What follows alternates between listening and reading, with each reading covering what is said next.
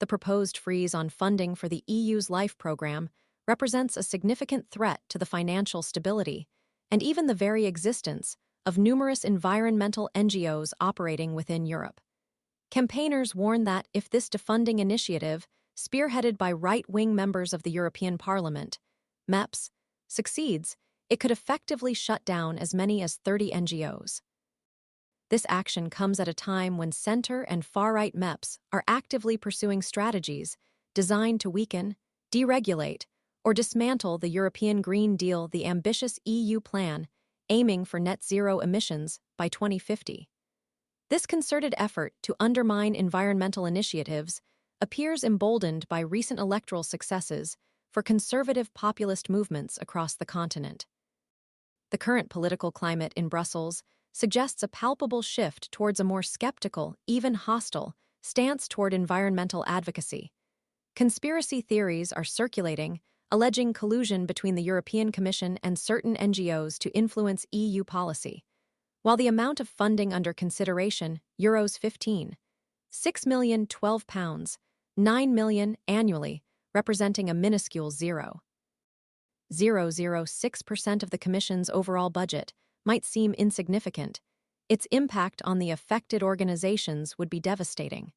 According to the most recent available data, this funding freeze could deprive 30 NGOs of up to 70% of their annual income, potentially pushing many to the brink of collapse. The stated purpose of EU funding for NGOs is to provide a counterbalance to the substantial resources deployed by corporate lobby. This funding disparity underscores the critical role NGOs play in advocating for environmentally responsible policies.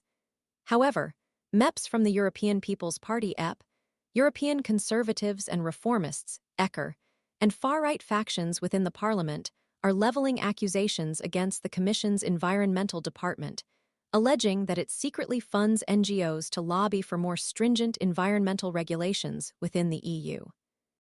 These accusations, unsupported by concrete evidence, form the crux of their argument for defunding.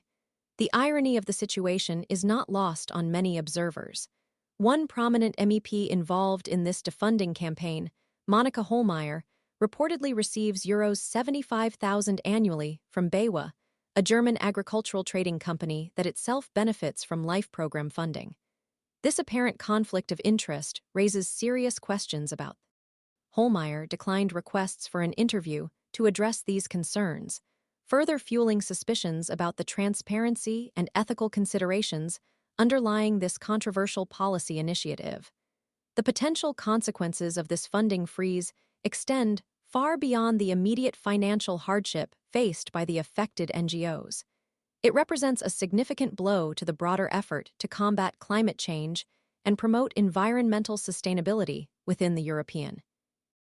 The long-term implications of silencing these vital voices in the environmental debate could be profoundly detrimental to the future of Europe's environmental policies and its commitment to a greener future.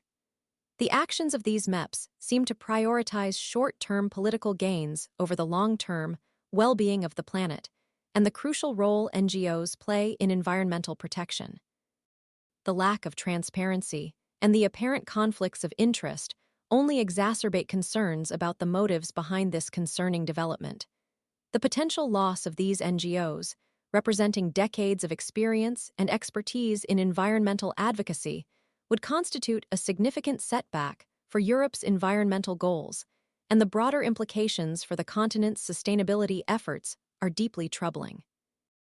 The future of environmental protection in Europe hangs precariously in the balance.